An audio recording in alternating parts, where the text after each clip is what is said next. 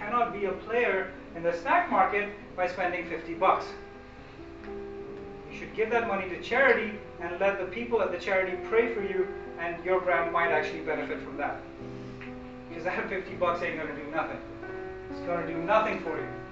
Okay, so if you think you've got what it takes to play in the macro snack category, then get your game face on and bring your money bags with you.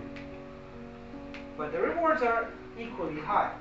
Because if you get one share point of that category, holy God. I mean, it's great, right? Yes?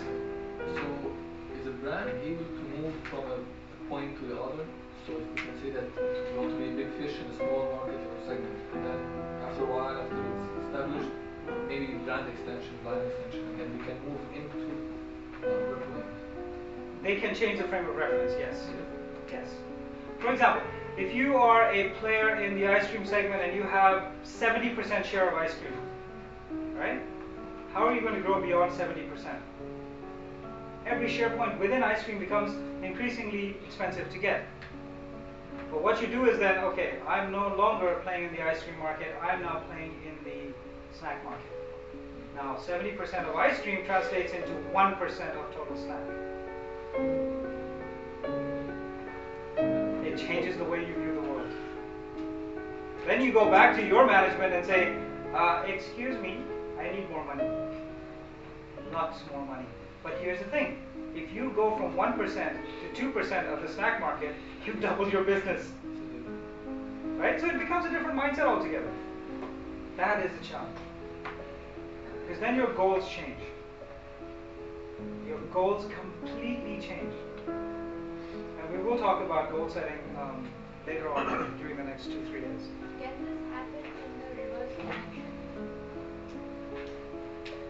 It can, but it's a little unusual. It's a little hard because you're going from a very big category down to a small, unless you create a new category altogether. Unless you create a segment of the category that didn't exist before, and you own that. And then you start growing that. Isn't no Apple did 70s, they had they went down, they failed, in their own category. Yeah. So is this applicable to even the soap category? Like it was a commodity lately in late 90s, and then eventually most of the big like livers, they came up with the liquid soaps. So diversifying is also one of the part of keeping the. Well, how many people here are old enough to remember when shampoo didn't exist? Like as a category, if you think about it. When did shampoos get launched? 80s. It didn't really exist before that. Yeah. You used a bar soap on your body and you used the same freaking bar soap on your head. Yeah. Can anyone imagine doing that today?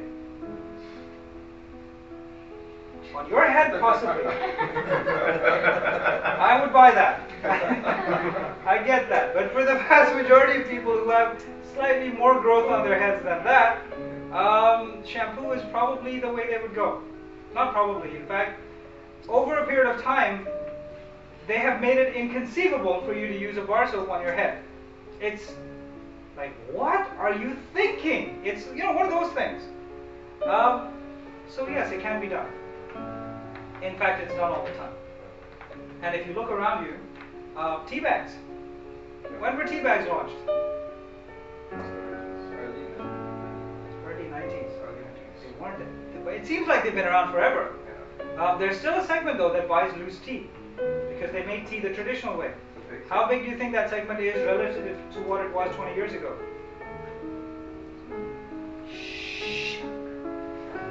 The whole market used to be loose tea, and now it's 10% of the market in terms of volume.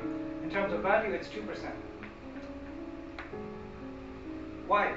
I can't imagine using loose tea in my tea because it's a pain in the neck. You get it in your mouth, it's like it's stuck on your tongue. You try to enjoy your tea for crying out loud. But for the person who makes tea with loose tea, they can't imagine using a tea bag. It seems fake to them. So it depends on who you are, in what context, in what time frame. Nothing is in isolation. None of these factors can be taken in isolation. They need to work together. They need to work in harmony, because if they don't, they are a waste of time. Okay? Alright. And of course, course, you have to look at direct and indirect competition. You cannot just choose to go. This is my competition. No one else. No one else. La la la la la. You don't exist. This is not the way the world works. Even if you ignore them, they will bury you. So you bury your head in the sand, and they come along with a dump truck and put sand over the rest of you, and you're done. You're toast. No one can see you anymore. You can't even breathe under all that sand.